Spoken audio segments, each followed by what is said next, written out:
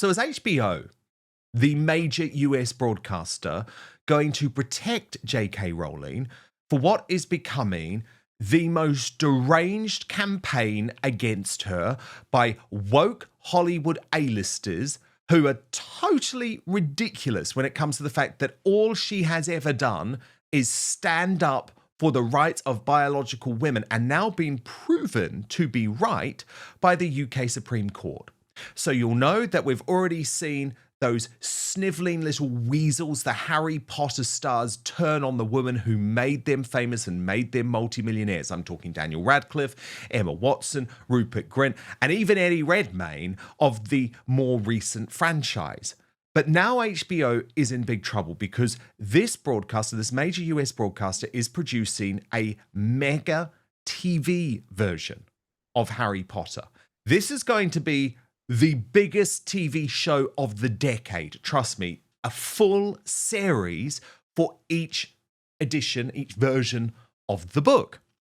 However, the problem is HBO stars want to attack JK Rowling in the most vicious manner. The most recent example is Pedro Pascal, the actor from the major series at the moment, commented on a video by the writer and activist Tariq Raouf, who refers to Rowling's efforts to help the UK Supreme Court define women in a way that works against trans women as Voldemort villain shit. Awful, disgusting shit is exactly right. And Pascal added, heinous loser behavior. Now, The Last of Us actor obviously has a right to his free speech. He can say whatever he wants. But the issue is that the post was encouraging a fan boycott of the HBO reboot of Harry Potter. So this is a very different thing. It's not about the fact that he's attacking JK Rowling in vile terms. I think that's terrible.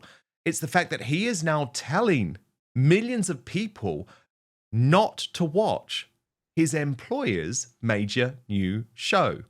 I'm going to get reaction from Peter Whittle of the New Culture Forum in just one moment. But first, here's how Hollywood Reporter reported the story.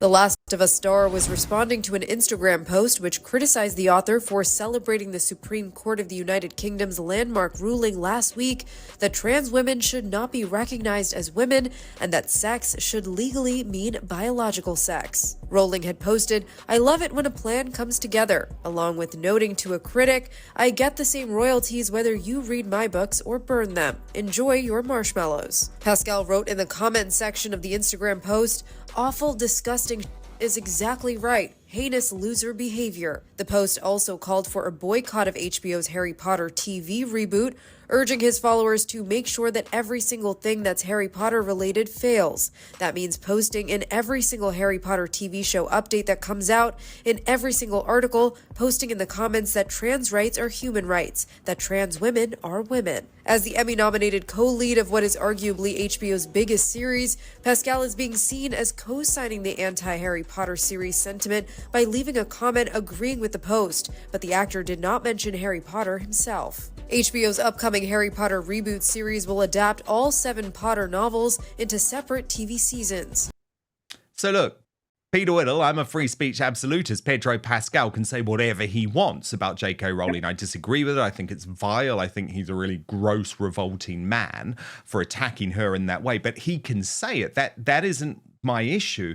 What my issue is what are HBO going to do here? Because are they going to allow their other stars to encourage a boycott of their most important TV series for over a decade? It's a commercial thing. Yes, I would have thought so. It brings to mind what happened with Disney and Snow White. Yes. You know, I think that maybe they'll have a word with him.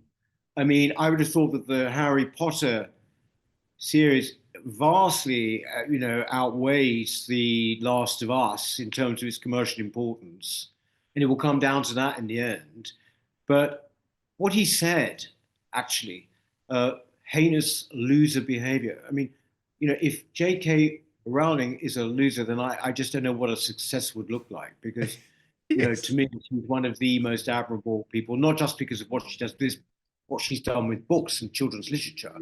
And this is entirely of a piece, Dan, with Hollywood, entirely, whether it's trans, whether it's climate change, whether it's Palestine, whatever it is, they are always, you can set your watch by them, these people. They always come out with the same causes, and they ignore other ones. And I think that apparently he's got a sister who's trans or something, or I don't know. Yes, and look, obviously sometimes there is that personal connection, but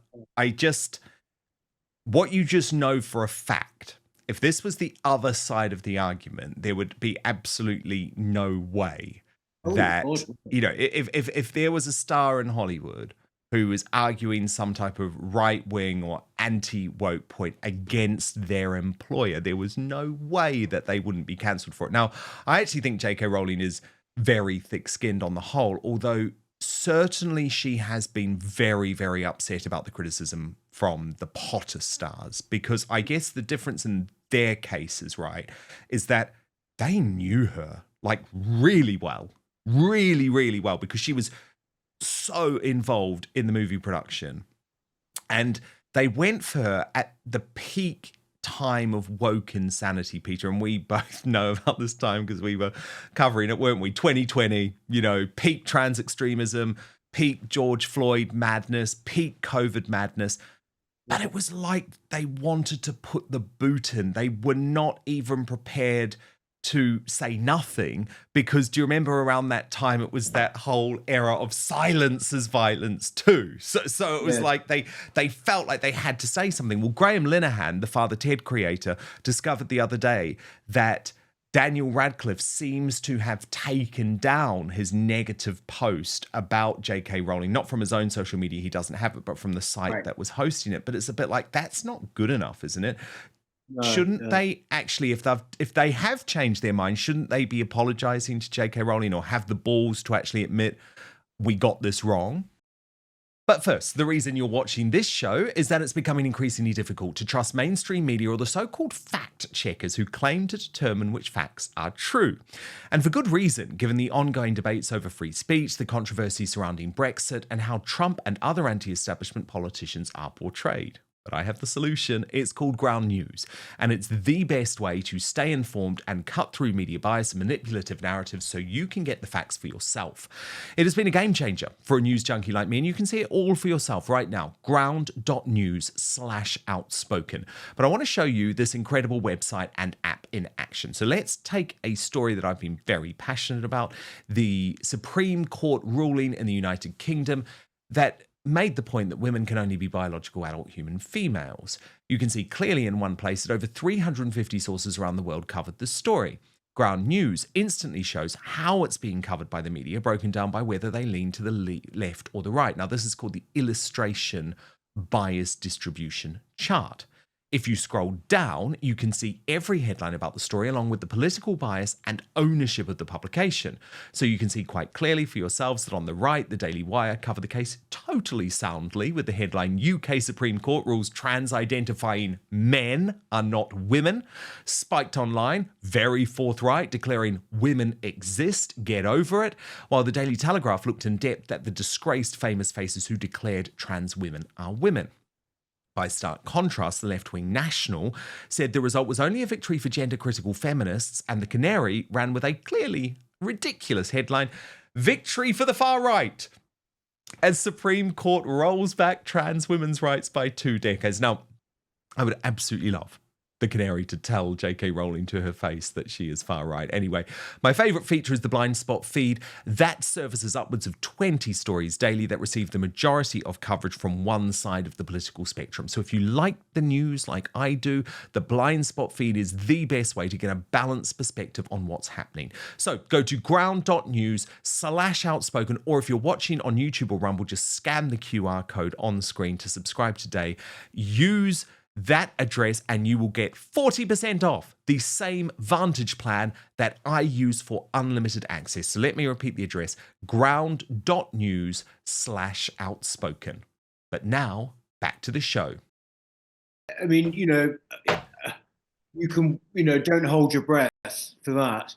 Of course, they won't, because they think that they're basically, currying favor with the right people. They want to be in the groove. They want to be, trendy or whatever it is, with particularly with younger people.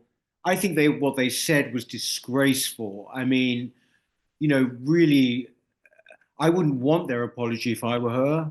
I mean, I wouldn't care two hoots about it. I just think she's been remarkable. She didn't need to do any of this stuff on the trans issue. She didn't need to stand up for women's rights. You know, everything that she's done is big enough as it is, and yet she did it. And really, to be kind of criticised or mauled by these pygmies, as you say, I think she's actually got a pretty tough hide. You must do to be as successful as she has. But it's this predictability of it. I mean, it's a particularly in Hollywood, in Los Angeles. I mean, I lived there myself, and I think do you know what? I think I met one proud Republican during that time. Seriously, and he was an agent, so he sort of didn't even kind of count in that way. But they also, a lot of it is not sincere. No, they're going along with they the sort do of what thing they know they have to do, don't they? And if you want to survive and thrive in Hollywood, you have to feel this way, whether you believe it or not. It's so funny, by the way, because you made that point about JK Rowling failing. Well, she's made exactly the same point earlier today. One of these trolls wrote to her, "You have failed," and JK Rowling retweeted and said, "If this is failing, I can't wait for rock bottom," which is a very good point. But we get into all of these moral conundrums these days about what is offensive or not. And Peter, I'm usually on the side of let's not be offended, let's have a laugh, let's have a joke.